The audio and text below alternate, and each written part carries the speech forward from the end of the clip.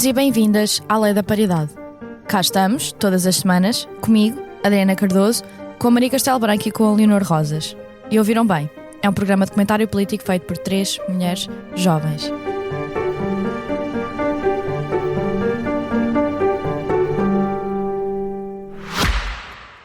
Olá, eu sou a Cátia Mateus e este é O Céu é o Limite, um podcast onde os líderes das empresas portuguesas conversam sobre o seu percurso profissional, os altos e baixos que enfrentaram ao longo do caminho, as ideias mais ousadas, mas também os erros e fracassos, sempre com uma boa dose de gargalhadas pelo caminho. Junte-se a mim nestas conversas, ouça O Céu é o Limite em expresso.pt ou na sua app de podcasts preferida e deixe-se inspirar.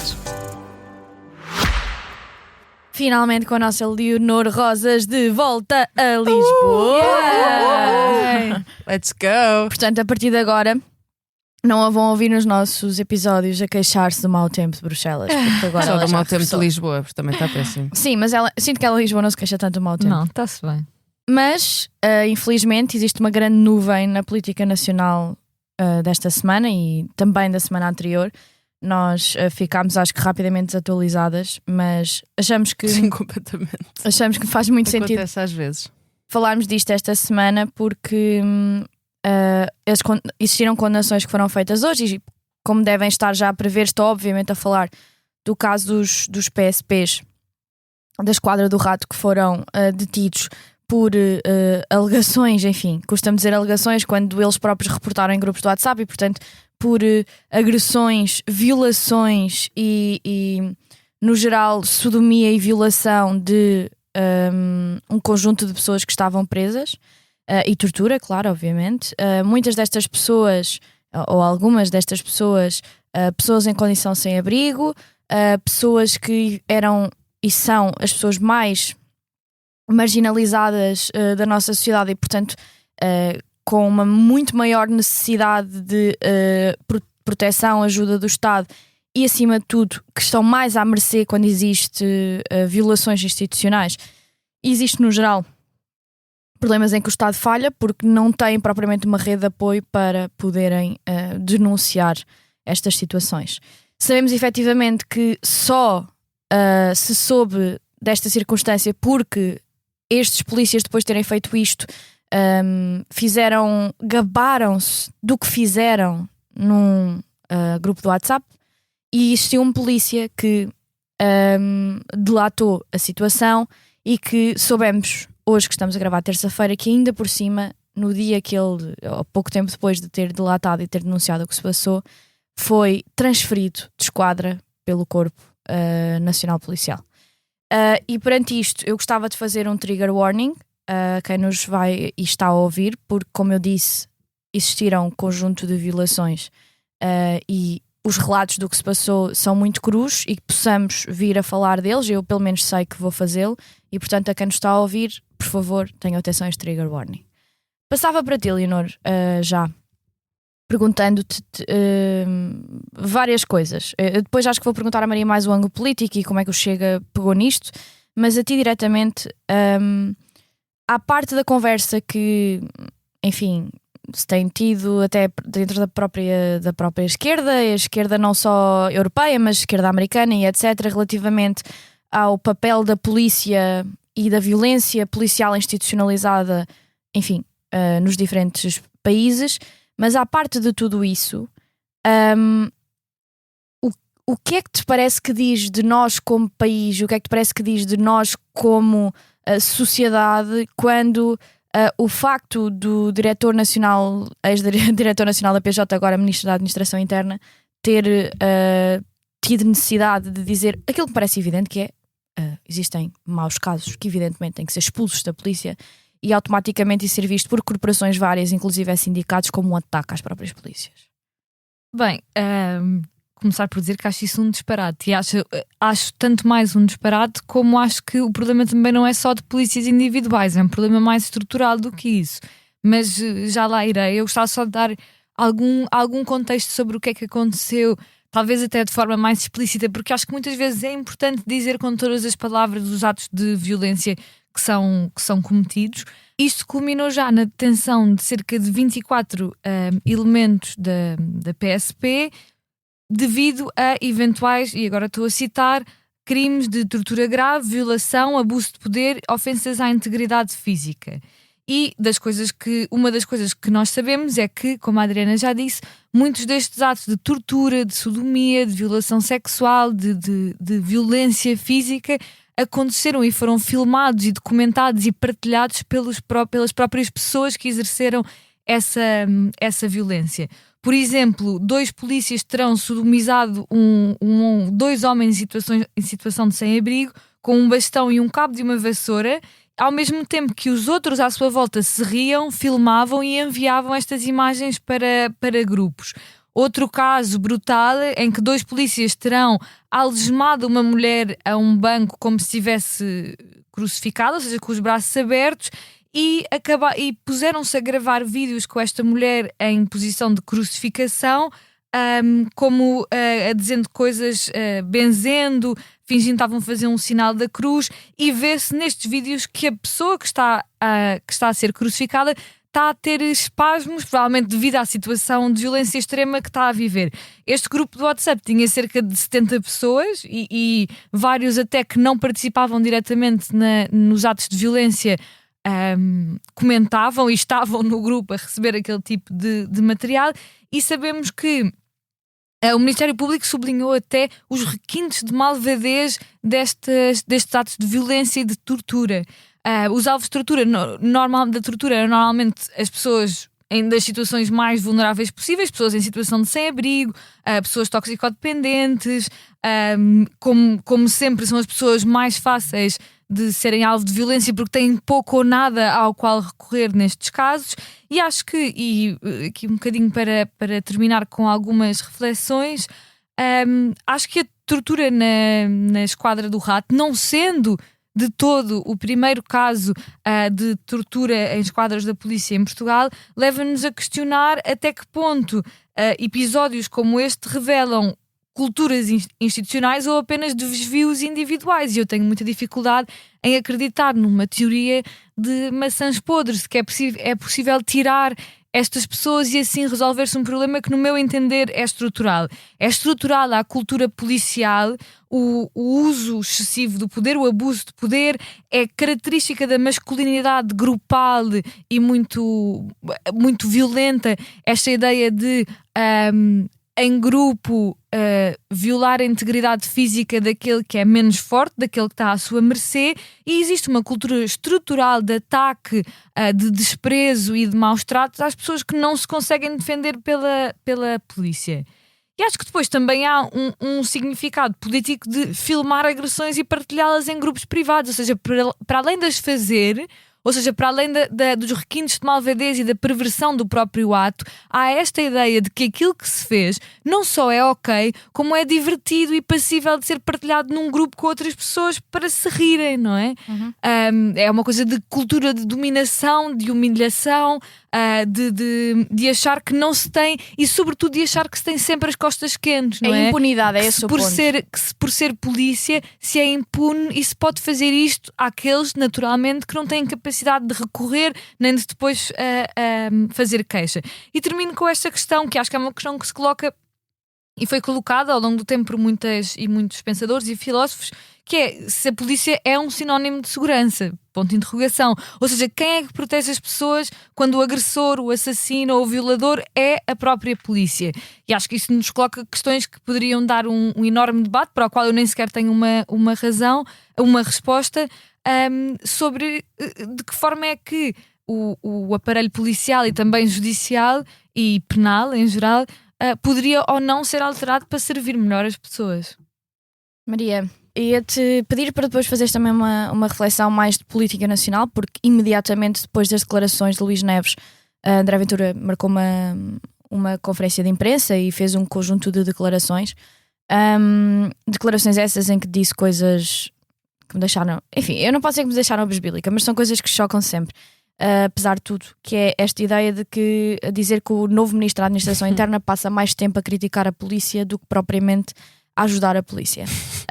Depois pedia-te que ou como se quiseres começar por aqui, mas perguntava-te que relativamente, para além da reflexão geral que a Leonor fez relativamente ao sistema judicial, prisional em Portugal, perguntava-te o que é que ou seja, qual é que é a resposta política apropriada a este caso, se achas que deve existir, ou no fundo, se isto foi um caso de facto de enfim, e vou pôr muito entre aspas, excesso de, vou voltar a pôr em aspas, maçãs podres, se isto deve ser tratado exatamente assim em tribunal e então, verificar.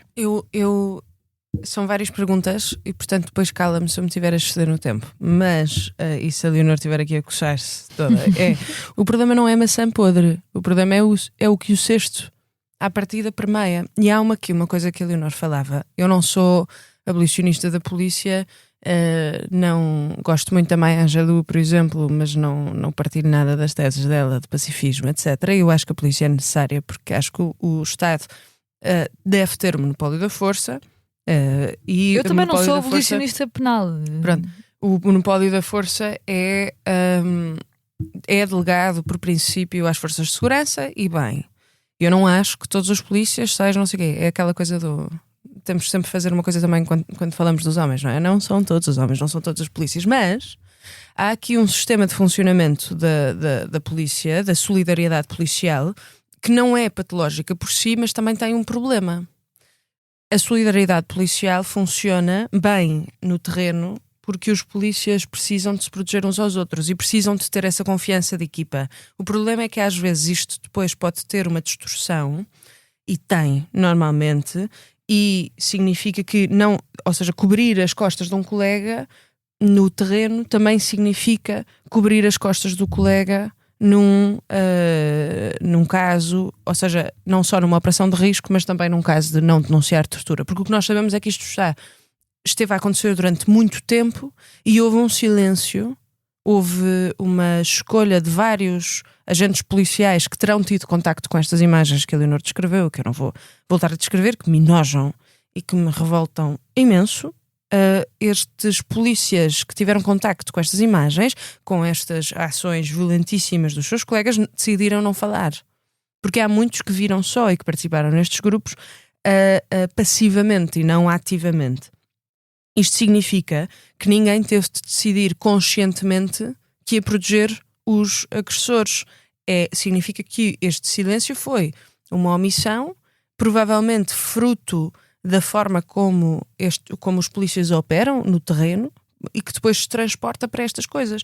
O problema aqui é que as instituições policiais primeiro não fazem recrutamento, e isto é o que se tem estado a falar, pessoas especialistas nesta matéria, que eu não sou, falam de um problema de recrutamento da polícia, e não só na polícia, na PSP, mas também na GNR, também nas Forças Armadas, mas em particular aqui problema de recrutamento na PSP, em que os exames de recrutamento não são exigentes o suficiente ou não discriminam o suficiente as características necessárias para se exercer este trabalho. E depois, porque o sistema, a instituição, não cria incentivos ativos para que a denúncia possa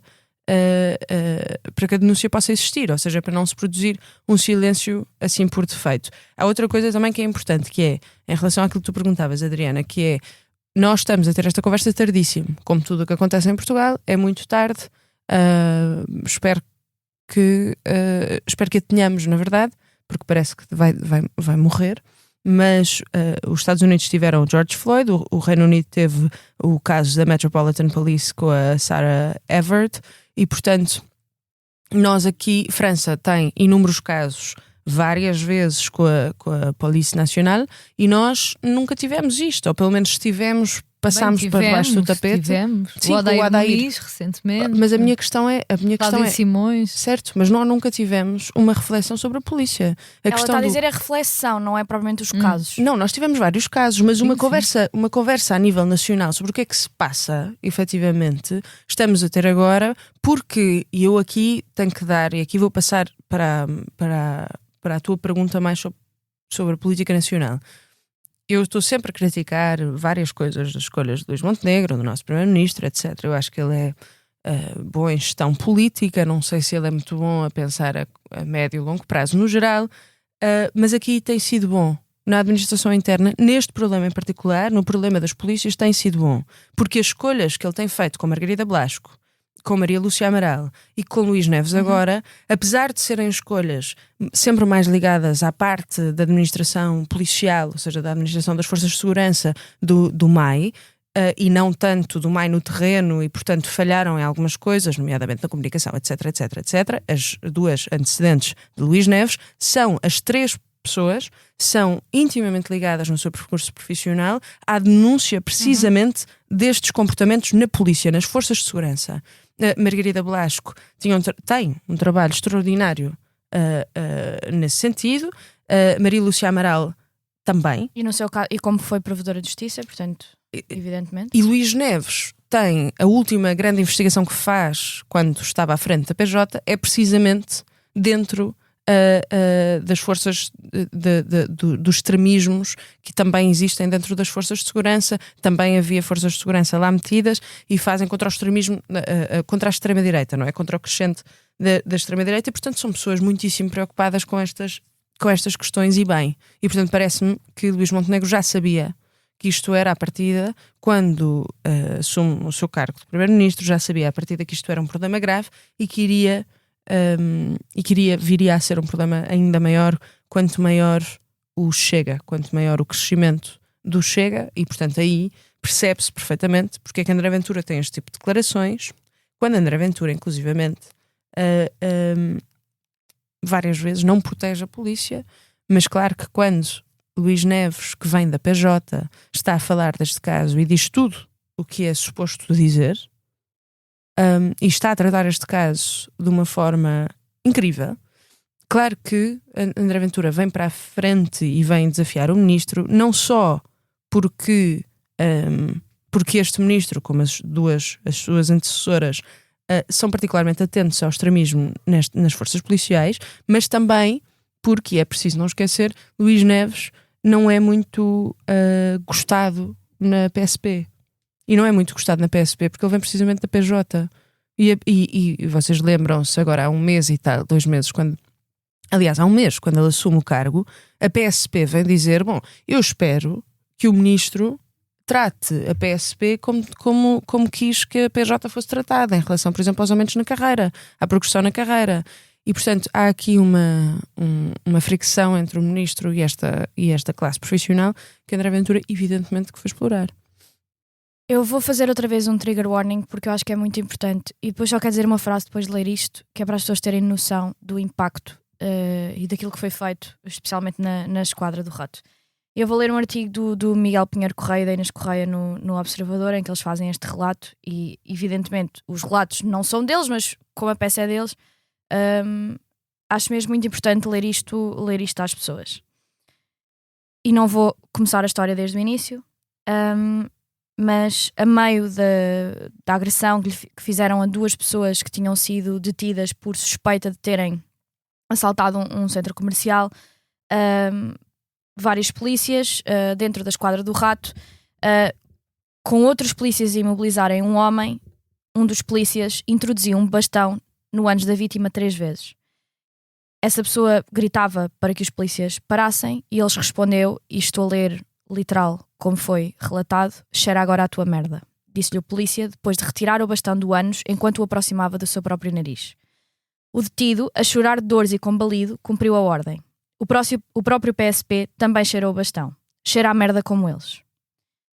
O outra pessoa implorou para que parassem as agressões ao amigo porque viram no estado em que ele estava, e responderam-lhe os polícias: a ti não vai ser com o bastão, vai ser mesmo com o cabo da vassoura. E então pegaram numa vassoura e obrigaram os 2 detidos a sodomizar-se mutuamente.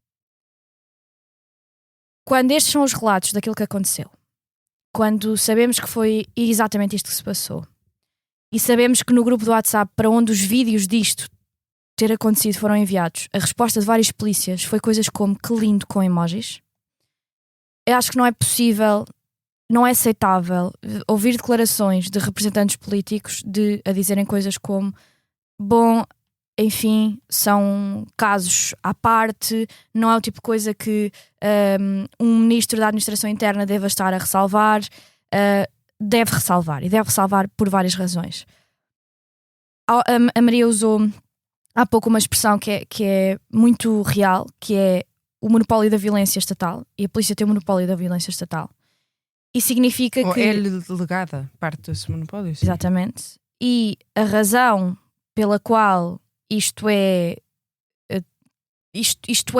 tão importante isto ser falado é que as pessoas que têm, primeiro, acesso a uma arma e podem matar um cidadão devem ser os melhores de nós todos. Devem ser as pessoas com maior capacidade para poderem estar no cargo. E não é isso que acontece.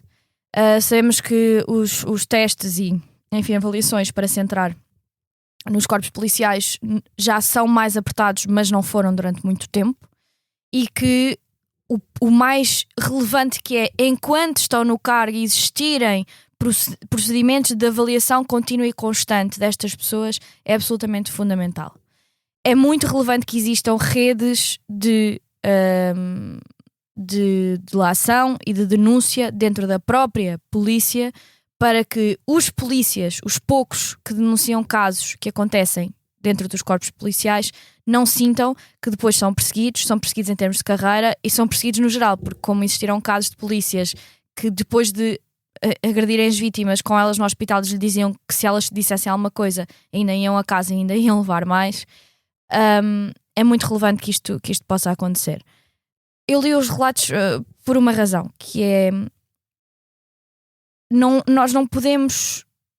Não pode ser considerado normal ou ok que 5 ou 6 polícias façam isto. Existe um grupo de 70 pessoas com vídeos em que isto aconteceu. Esse grupo esteve no ar meses e meses e meses e uma pessoa apenas tenha reportado este caso. Não é possível. Não podem dizer que não existe um problema com a polícia portuguesa quando 70 pessoas, neste caso 69 pessoas, não acharam que era apropriado reportar isto. E podem não ter reportado por várias razões. 1, terem medo de, enfim, lhes acontecer alguma coisa. 2, não terem mesmo noção ou acharem que isto era algo que devia ser relatado.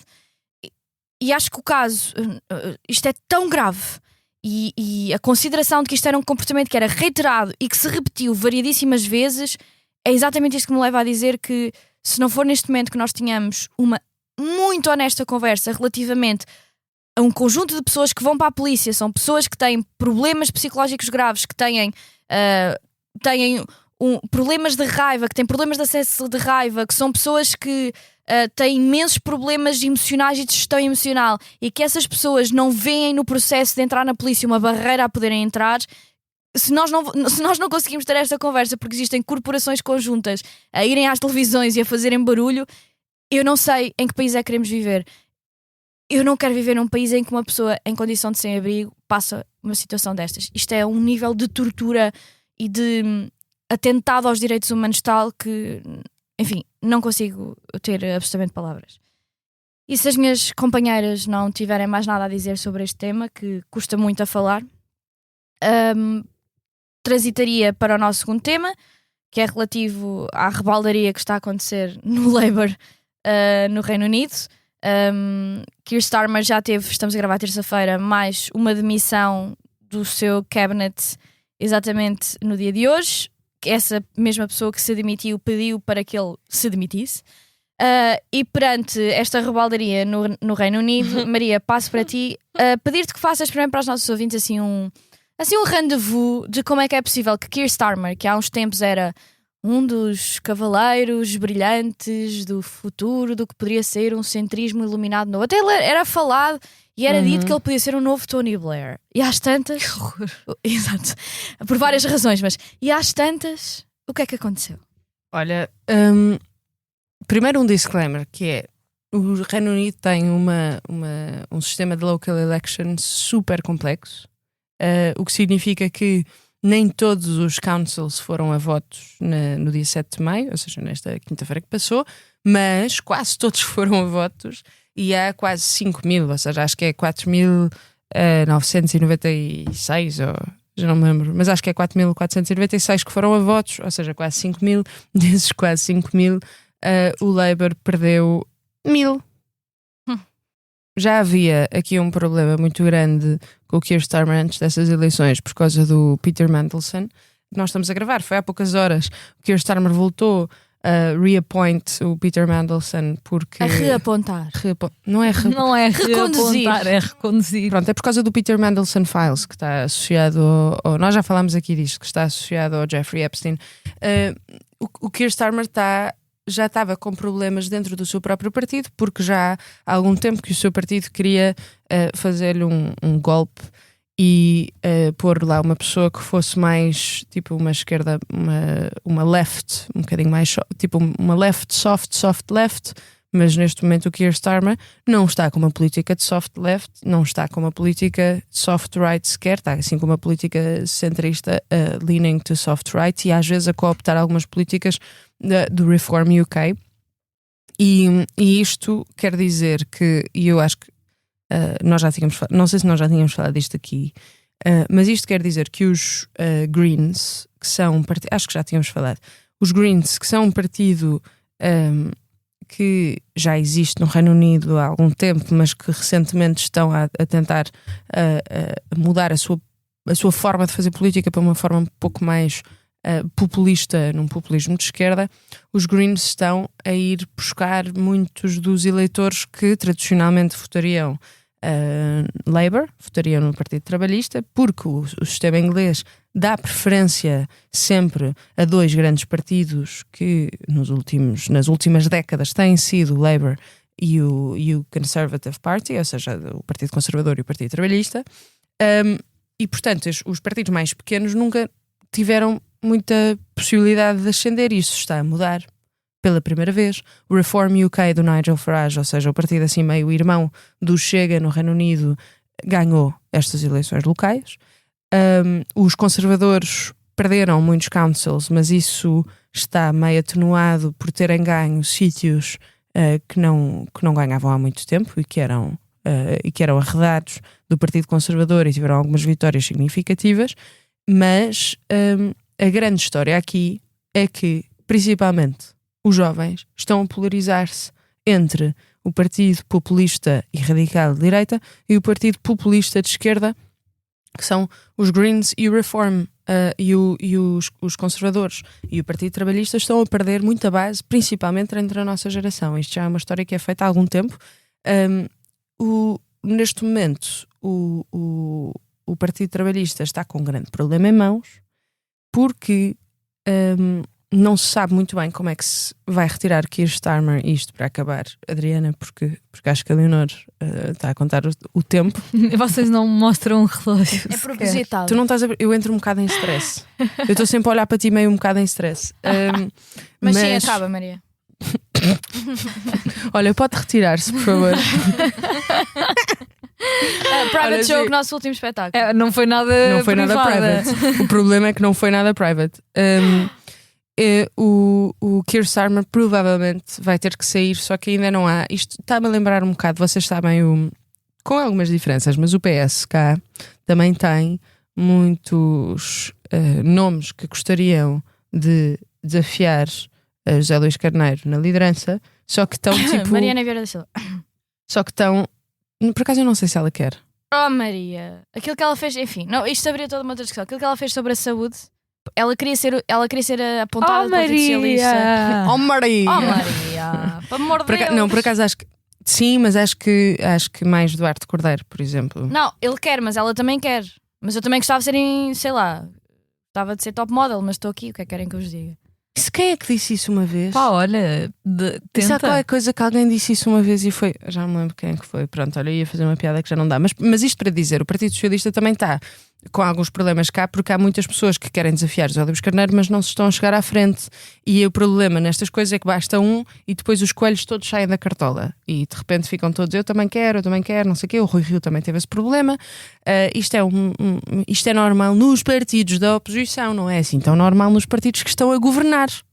Porquê? Porque em princípio o poder está ali e se tu vais mexer no teu primeiro-ministro ou no primeiro-ministro que te dá poder local, por exemplo, e que distribui taxas pelos partidos, e estou a brincar agora com a palavra, mas em princípio tu não vais cortar as pernas a esse líder, a não ser que esse líder esteja com tal impopularidade que tu estejas a perder o controle local todo, que é hipérbole, mas é mais ou menos o que está a acontecer nestas eleições locais no Reino Unido. Não foram só eleições locais, também tiveram as eleições em Wales e na Escócia, e onde o Labour Party também teve uma grande derrota, e isto pode significar que Keir Starmer vai sair entre, mais ou menos, eu por acaso aposto, entre agora e setembro. Posso estar completamente errada, Vais mas fazer eu um acho que ele vai, alface. eu acho que ele vai durar mais do que uma alface, mas eu não tenho bem a certeza Não se sei, ele eu acho que passa ele tem setembro.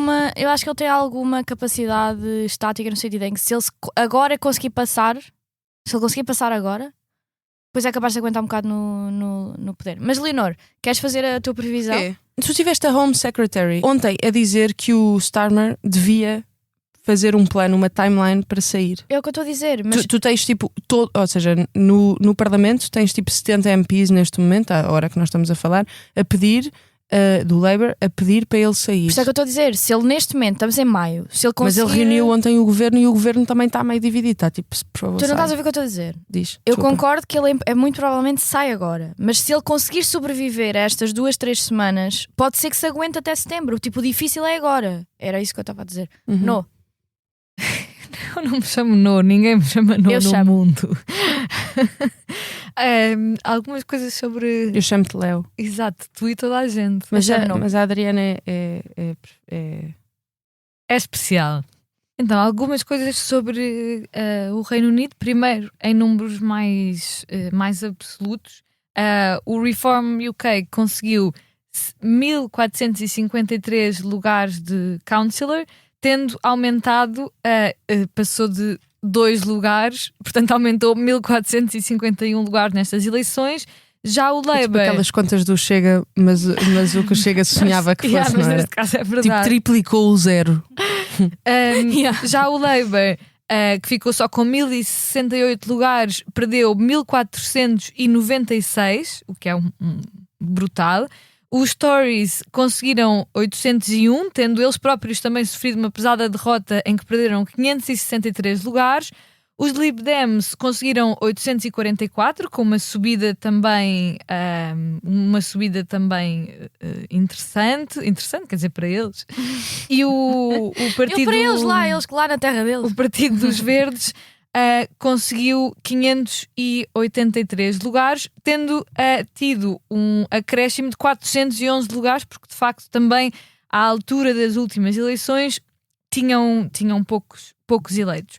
Acho que estas eleições não significam naturalmente uma redefinição definitiva do panorama político inglês, até porque ele é muito fixo pela natureza do regime do first to pass the post nos círculos eleitorais, que fazem com que seja difícil para os pequenos e mesmo médios partidos vingarem, mas traçam-se definitivamente o desenho do que pode vir a ser um futuro panorama político que está dividido entre uma extrema-direita que conseguiu, um bocadinho à semelhança do que o Rassemblement National fez com os republicanos em França, que conseguiu comer, ou que vai conseguindo comer, o partido conservador tradicional, ou seja, a direita tradicional, e uma esquerda que agora, com o fracasso do Labour, com as suas políticas sofríveis e um bocadinho sem rumo, a quererem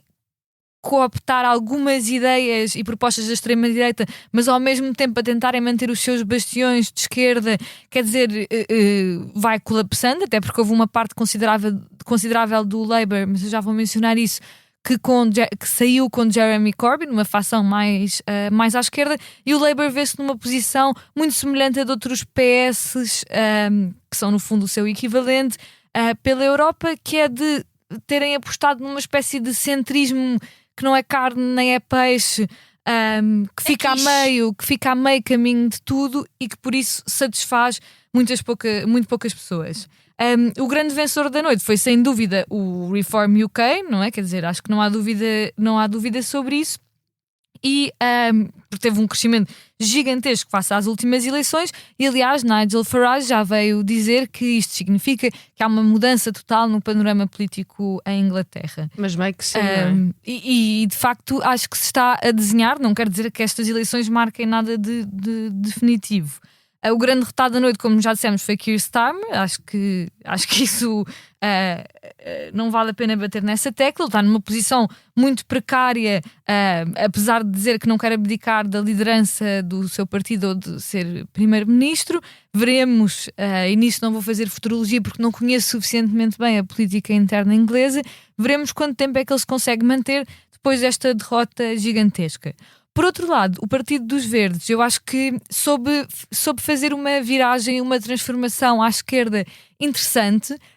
Quando Jeremy Corbyn e Zara Sultana saem do Labour e criam o Your Party, que tinha imenso potencial, no meu entender, e que apareceu, aliás, no meio de uma grande onda de entusiasmo, e que parecia que iria de facto colmatar o colapso e o silenciamento da esquerda dentro do Labour, a verdade é que o Your Party acabou por se desfazer em guerrilhas e disputas internas completamente ridículas e sem sentido para quem assiste fora, de guerras de e-mails entre a facção de Corbyn e a facção de Zara Sultana, entre insultos e ataques a uma suposta não-democracia dentro do partido, que são muito pouco perceptíveis para quem não está lá dentro. Pareceu quase um mime de como as pessoas de esquerda radical não se conseguem organizar. Quer dizer, foi um desfavor completo, e aliás o Your Party mostrou-se nessas eleições completamente irrelevante, e eu acho que os Greens conseguiram, com uma liderança que se tem virado mais à esquerda, tem conseguido canalizar muito voto jovem, voto progressista, socialista, ecologista, de forma interessante. E acho que, sinceramente, se vivesse no Reino Unido, talvez tivesse sido esse o meu voto, porque por muito que eu goste de Jeremy Corbyn e que me entristeça o que se passou, quer dizer, o Your Party aquilo foi uma vergonha para a esquerda. Acho que foi uma coisa embaraçosa de se observar. Suscita assim quase vergonha alheia. Suscitava vergonha alheia ver as sucessivas notícias do caos em que aquele partido rapidamente mergulhou, também muito por confronto de egos, e enfim. Também acho que há assim, alguns partidos que são egotísticos cá em Portugal. Tan. Não é? Pois. Bom, e com... Posso só dizer uma coisa importante, Podes. que eu me esqueci de dizer. Isto pode significar uma coisa muito grave para o UK, no geral, porque é a primeira vez em 100 anos que ganha o Partido Nacionalista de Wales, do país de Gales, e que pode formar um governo minoritário, porque antes Gales era sempre do Partido Trabalhista. O Partido Nacionalista Escocês também se mantém no poder, e isto pode querer dizer, porque já tiveste o Partido Nacionalista da Irlanda do Norte a dizer, bom, agora podemos fazer uma cooperação sem as amarras desta aliança que está por morrer, não é? Esta aliança de reinos no Reino Unido, e isto pode querer dizer coisas um bocadinho difíceis para a Inglaterra e para o Reino Unido no geral. Para o Reino Unido, diria. Ninguém quer estar com os ingleses, é Não, impressionante. é isso. Eu acho que o caso de... Os ingleses são hipercolonialistas. Pois são. Não é só São isso, mesmo, mas o Reino Unido... A história O caso da do Inglaterra Wales- e Irlanda. O caso de Wales ainda é mais grave, ou seja, existirem cidades inteiras que deixaram de existir porque para fazer redomas e para reconduzir água para zonas em Inglaterra, zonas inteiras, imaginem, tipo, onde cresceram, do nada é água, porque e deslocarem pessoas, enfim, acho que se existe movimento independentista, que eu entendo, Qualquer movimento contra a Inglaterra eu apoio. consigo, sabe movimento independentista. Eu gosto que eu muito de entendo é o Inglaterra, Wales. Eu também, mas eu não, consigo eu perceber. não. Eu gosto muito, mas consigo perceber o ponto do Wales. Consigo mesmo. Tipo, imaginem, no meu top também, 3 de países que eu gosto mais, Inglaterra não estaria lá. Mas no meu top 3 de países que eu gosto menos, talvez esteja lá. Mas historicamente ou Calma lá, no geral? quais são os 3 países que tu gostas mais? Não posso dizer. Ela não aqui. pode Eu mesmo acho que tenho dizer. quase certeza. Eu tenho Peraí, quase a podes- certeza. Mas calma, estamos a contar países que ainda existem? Essa pergunta disse tudo. Sim, não, mas países que ainda existem agora. Não, tipo, ou há países que estão no meu top que já não existem. Exato, é esse o Eu ponto. sei. Nós sabemos. Bom, e assim sendo, Mas eu eu vou por acaso pegar... quero mesmo saber. Eu posso dizer depois. lá. vou... Não Ei! podes dizer agora. Oh! Ok, o meu primeiro é um país que já não existe. Sim, nós sabemos. Começa qual é por que J. Jogos lá. Yeah. Nós sabemos. Mas agora Isso é bué grave. não vou continuar. Olá, porque- Tito. é. Olá, Tito, exato. Bom, vou passar rapidamente para. Porque vocês atrasaram isto e, portanto, acho que ficaram bem servidos relativamente a Reino Unido com elas as duas. Vou passar para. Já estamos Vou passar muito... para as Acho sugestões. que as pessoas dizem que estão fartas de que nós estejamos sempre a dizer está quase a acabar o tempo. Então persistes a fazer-me demorar tempo. É o que estás a fazer neste momento. Persistes a fazer-me demorar tempo. Isto agora de repente foi tipo telenovela. Maria, porque é que persistes em fazer-me demorar tempo? Sabem a Alexandra Lencastre quando diz: foste numa manifestação, mas queres ajudar os pobrezinhos? Vais votar no PCP? Não sei para onde Nunca vi isso, mas Queen. Não ver, ela era tipo a filha dela, a Kelly Bailey, A filha dela é a Kelly Bailey. na novela. E ela foi a uma manifestação. Adriana, estás a falar com o público errado porque nós não vemos as novelas. A Adriana vê. Não vejo nada. Vês sim, não mintas aos teus, Adriana. não mintas aos teus fãs. Adriana Filipa, não mintas aos teus fãs. É verdade. Olha, isso foi super snob da tua parte. Ela chama-se Adriana Filipa. Eu sei que se chama. Adriana Filipa Lopes Cardoso. Podes parar. Adriana Filipa Lopes A tua mãe Cardoso. não te chama Adriana Filipa quando estás zangada contigo. E peraí, Tipo, eu quero Adriana a seguir. Filipa. Eu quero dizer os dois nomes que vêm a seguir. Não queres. Pronto. Ela Então- ainda é solteira, não tem mais nomes a seguir. Ok. Mas Ainda. Vamos transitar. Está quase. Vamos transitar. Olha lá, eu vou começar a escolher o vestido para o teu casamento. Vamos transitar. Tens que perguntar a alguém que está a ouvir este podcast, não é? agora comigo. vamos E para o teu? transitar. Também. Vamos transitar para as sugestões. Que em nós que ainda eu... não somos as más influências, com todo o respeito, atenção. Sim. Não vou Vamos dizer. transitar para as sugestões em que eu. Pelo menos demos-nos bem. Maria, por favor. Ela tive aquela miúda insuportável na turma quando deixou o professor acabar a frase. Em que eu vou fazer uma sugestão muito bonita. Eu fui ao jantar de ensaio desta iniciativa do FISMULLER. O FISMULLER, como devem saber, abriu agora em Lisboa, mas é um projeto espanhol e na verdade eles estão a fazer um evento, já fizeram no último dia 7 e vão fazer agora no dia 14 de maio, que chama-se Cenas Improvisadas, em que os 3 chefes, neste caso o Nino Redruello, o Manu Villalba, acompanham o Nuno Diniz ao mercado 31 de janeiro no Saldanha, com as pessoas que vão estar no jantar. As pessoas que vão estar no jantar é que selecionam os produtos que eles vão utilizar para cozinhar. Posso-vos dizer que eu provei um prato que tinha gamba cristal e morcela. O que é gamba O que é uma gamba cristal? Obrigada. Oh meu Deus, vocês já foram ao Canalha? Não. Já. Nunca me Eu não convidaste comeste para ir gamba lá. cristal Não, o que é gamba cristal? Meu Deus, já falamos. Pronto, deixem-me fazer a sugestão. Pronto, Quero portanto, bué. são coisas É tão... uma gamba em cristal? São coisas que não têm nada a ver, mas que qualquer pessoa pode escolher para os chefes terem No que teu trabalhar anel de nela. noivado queres uma gamba em cristal?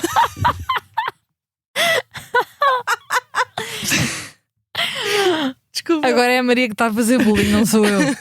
Não Bom. foi. Foi super. Foi só Bowling. uma piada ótima, não? Foi ótimo, por acaso eu gostei. Também gostei, mas é que o meu humor é mesmo ridículo. Ok, vou continuar. Eu não sei se me estive a rir ou a chorar com a informação sobre a minha vida que é tipo simplesmente oferecida neste podcast. Tu ofereces essa informação. Tu és porque- quem mais oferece a tua vida neste A este podcast. nível. Adriana Filipa. Tu já... Já chega, parem, já chega. Pronto, vou continuar. Então, vão ao mercado, ajudam a escolher os ingredientes e depois estes 3 chefes têm pouquíssimas horas para fazer o briefing e para decidirem efetivamente como é que vai ser o menu, e às 7 é efetivamente o jantar. Ainda tem a oportunidade de o fazer no dia 14 de maio. Como eu já disse, existiu no dia 7 de maio. Sorry por não vos ter avisado com tempo, mas foi absolutamente maravilhoso. Eu adorei. E os chefes fazem não só mise en place, mas um conjunto dos pratos mesmo ao vosso lado e verem os produtos e explicam-vos efetivamente os produtos. Acho que vale mesmo muito a pena e, portanto, recomendo. Leonor, qual é que é a tua sugestão? Tá, porque é que Agora vou-te interromper tanta ela vez como ela é um palhacinho. Eu vou não, porque eu não vou dizer nada com graça. Ok, então eu vou recomendar um livro, muito rapidamente, vou recomendar um livro que se chama O Imperador das Mentiras, do Steve Sam Sandberg. Eu acho que ele é sueco. E é um romance de 2009 sobre o Gueto de Lodz, na Polónia, durante a Segunda Guerra Mundial. e a ocupação nazi da Polónia, e especialmente sobre o líder judeu deste gueto, que se chamava Chaim Rumkowski, acho eu não sei polaco. E este homem é uma figura super cinzenta, e eu acho que o livro é incrível mesmo. Eu acho que explora a forma como, até face à maior miséria, à morte, à fome, ao horror, há pessoas que tentam levar a melhor sobre isso. E mais do que levar a melhor, há pessoas que tentam aproveitar disso para o seu ganho, riqueza e poder pessoal, como é o caso deste homem que era o judeu ancião que liderava o gueto. Mas acho que também conta histórias de resistência e da capacidade, sobretudo, de um povo de resistir face a uma situação em que estavam crescentemente enclausurados, não só no sentido físico dentro de um gueto, mas também com cada vez menos capacidade de adquirir comida, de trabalhar, de sobreviver, de manter as suas famílias vivas, e vale muito, muito a pena esta exploração das nuances de cinzento, da traição e da lealdade, até na situação mais extrema que se possa imaginar. Olha, a minha recomendação é um livro do Raymond Carter que me foi oferecido por uma querida amiga que se chama What We Talk About When We Talk About Love. Eu já li esse livro. Já leste, é muito lindo. É uma coleção de... Só para dizer que eu fiz um sotaque de propósito de quando disse love, porque estávamos aqui a falar do UK. A Adriana já não está a ouvir. Estou aqui sempre presente para vocês. Obrigada. Sempre. Também te amo. Persegue. Estou aqui a fazer um coração à Millennial. É uma coleção de 17... só me está a ver o termo short stories. Contos, desculpa. E eu ainda não os li todos, mas o que me está a parecer o tema assim mais primeiro há uma coisa muito interessante que é a coleção de temas mundanos do cotidiano das pessoas que fazem, ou seja, que o Raymond Carter fala nas short stories, e sobre o amor, ou a destruição do amor, ou a inexistência dele, ou a existência dele em coisas muito banais. Yeah. É o banal, mas é o banal elevado a uma coisa muito bonita. Eu estou a gostar muito do livro. E tenho que o acabar com esta minha amiga que me deu, porque foi assim. Aliás, vocês viram, ela deu-me nos meus anos, acho que vocês estavam lá. Eu acho que cheguei mais tarde. Sim, eu também cheguei mais tarde. Não, tu chegaste mais tarde. Enfim, eu não vou dizer. E assim chegamos ao fim de mais um Lei da Paridade, um programa de comentário político semanal. E como sempre, podem ouvir-nos nas habituais plataformas de podcast e no site do Expresso e da SIC Notícias. Até à próxima semana.